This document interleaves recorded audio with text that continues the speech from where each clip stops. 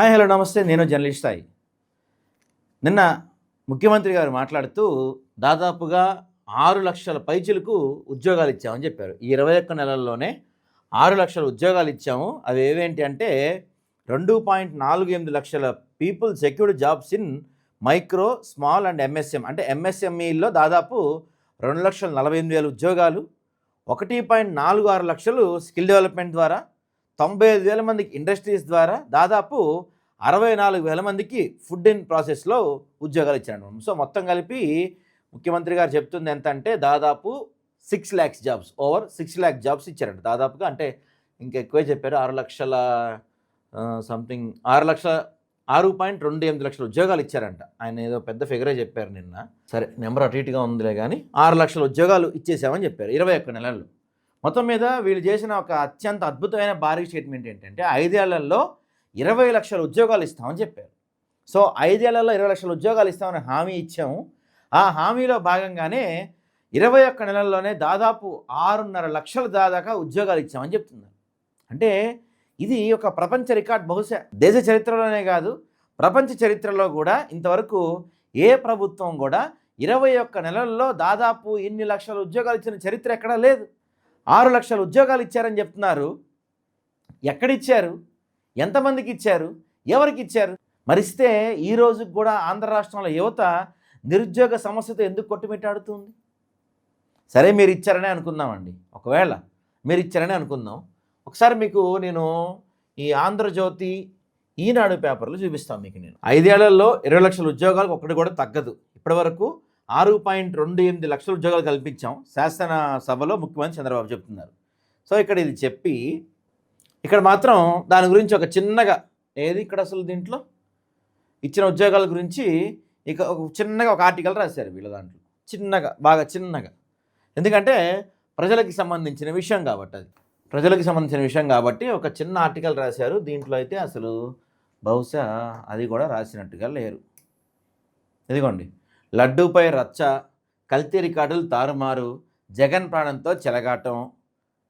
ఇవన్నీ రాసిన వాళ్ళకి పాపం ఎక్కడా కూడా రాష్ట్రంలో 21 నెలలలో దాదాపు 6.5 లక్షల ఉద్యోగాలు ఇచ్చారనే అంశం వీళ్ళు రాయలేకపోయారు. అదొక గిన్నీస్ వరల్డ్ రికార్డు కదా. మీరు ఒక పెద్ద ఈవెంట్లు బాగా చేస్తారు కదా మీరు, టీడీపీ గవర్నమెంట్ వాళ్ళు ఒక పెద్ద ఈవెంట్ పెట్టి ప్రధానమంత్రినో, ట్రంప్నో, లేకపోతే ఇంకెవరన్నా పిలిచి మీరు దాని గురించి పెద్ద ఎత్తున ప్రచారం చేసుకోవచ్చు కదా. ప్రచారం బాగా చేస్తారుగా మీరు. అసలు జరగని కల్తీ వ్యవహారం గురించే గ్లోబల్ ప్రచారం చేసిన మీరు నిజంగా 6.5 లక్షల ఉద్యోగాలు మీరు ఇచ్చిండుంటే ఈ పాటికి ఏ స్థాయిలో ప్రచారం ఉండేది? ప్రచారం పీక్స్లో కదా ఉండేది ఈ పాటికి.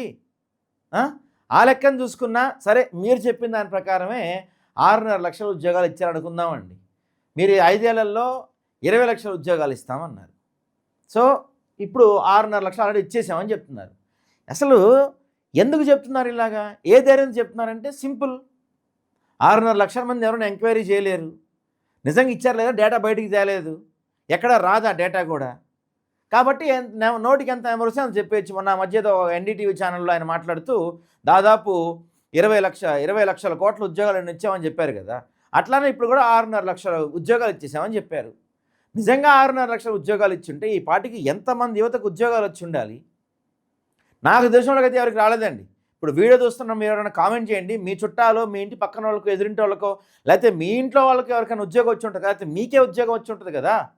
6 లక్షల మందికి ఉద్యోగం వచ్చిందంటే చుట్టుపక్కల తెలిసే ఉంటుంది కదా. నిజంగా ఆయన చెప్తున్న దాని ప్రకారం 21 నెలల్లో 6.5 లక్షల మందికి ఎక్కడ ఉద్యోగాలు వచ్చినాయి ఒక్కడైనా కామెంట్ చేయండి చూద్దాం.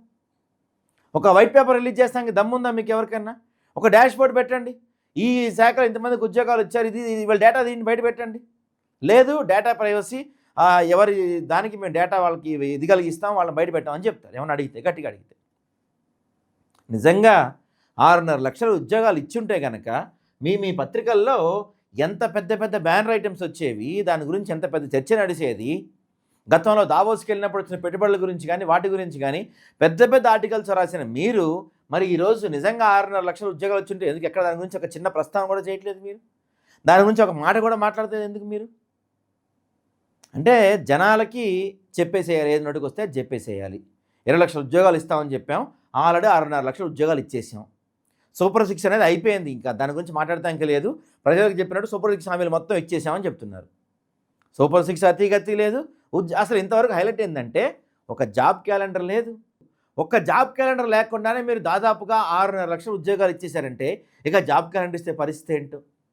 గతంలో ప్రచారం అప్పుడు మీ పార్టీ నాయకులు ఎవరు అనుకుంటే అసలు రాష్ట్రంలో ఉన్న నిరుద్యోగుల సంఖ్య 6.5 లక్షల చిల్లర ఉందని చెప్పారు.